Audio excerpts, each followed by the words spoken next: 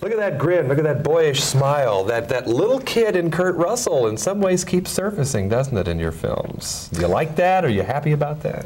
I think there's pieces of everybody that I sometimes sooner or later try to bring out in a character, and I think that what you're saying is true in this movie. I recognize a lot of myself in the character. I think people still are seeing Jamie McPheeters and the kid in Barefoot Executive and stuff like that. They're still out there if they're...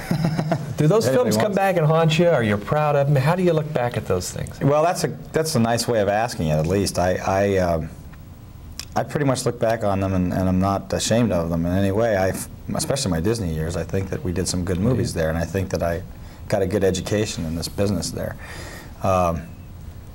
There's not been too many things that I've done that I really dislike that much, too many shows that were just terrible in my view. How young were you when you started with Disney? Well, I started when I was 10, and I was at Disney's when I was 13 or 13.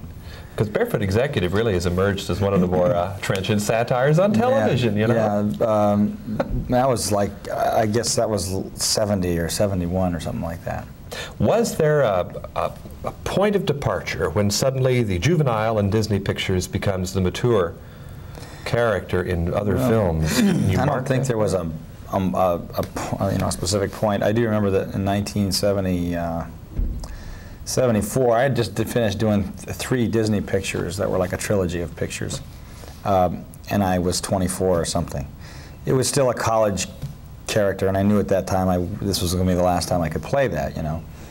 And right soon after that, I did a television show called The Deadly Tower, which was about Charles Whitman, the guy in Texas in '66 that shot 45 people.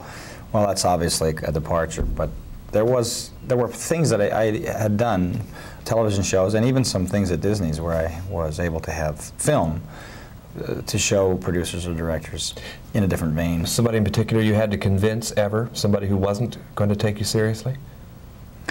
Well, it's, I mean, I'm sure they were. I don't suppose they ever wanted to consider me for a job if they didn't think that I was possibly right for the role. I don't know who they were. Because you've gone on to really establish yourself, I think, as one of the fine young actors right now in the business. Are people telling you that, and does it scare you if people tell you that? No, it doesn't scare me. I think that I'm one of the top 5 guys in the 30 to 35 range, and that's good enough. I mean, I make a good living and have a lot of fun. I get the opportunities that I'm satisfied with the opportunities that I'm getting, and so if I keep it going for another 5 years or so, I suppose I will have reached a point where I feel like pretty much everything after that is gravy. And I have a pretty good interest in the business, but I guess not a strong drive.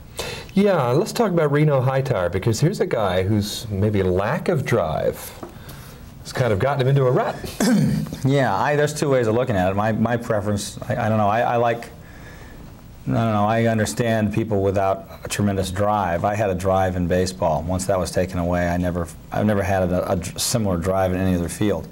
I think it was true for Reno too. Once he had the rug ripped out from underneath him in football, he took it into van painting. I mean, he became a van specialist. Van Gogh. Yeah, and I think he's pretty good at it. He's very good at it, and he likes what he does. He honestly means that. He doesn't need to go out and prove anything. He's a guy who's already proven himself, and he doesn't need to prove anything. However, he has gone to the point where he has lost so much drive that he doesn't want to. It's more than that, really. He doesn't want to test the waters of the past. But in that scene we just saw, when those buttons are pushed.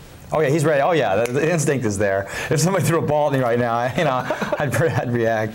But are you that way about baseball too, incidentally? If somebody thrust a bat at you or something? Yeah.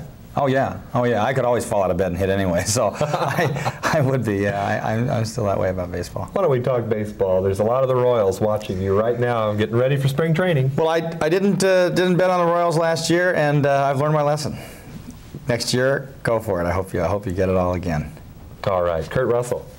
Reno Hightower, the man with the white shoes. Man with the golden arm. I started to close that out, but could I go just, the white shoes, that's a neat deal. Yeah, where did that come from? That came from a guy named Rick Way, who was my brother-in-law, and he we were talking about the script one night, and he said, you know, there was a guy named Danny Herman at Thousand Oaks High School who was the first quarterback to wear white shoes, and he was a cocky guy, and it all came off of Namath. You know, Namath wore the white shoes, and Sure, only the kid who had enough guts to wear white shoes in a high school football game in the early '70s was an awful cocky and probably pretty good ball player. Well, how many pairs of those did you have standing by? Because they got muddy instantly. Yeah, we had a couple. We didn't have that many. Did you know Reno Hightower when you were in high school? Was there one? I knew many of them. Yeah, yeah. I knew some in my school, and I played with many, and I knew many. Yes. All right. Thank you very much, Kurt Russell from Los Angeles for KCTV5. I'm John Tibbetts.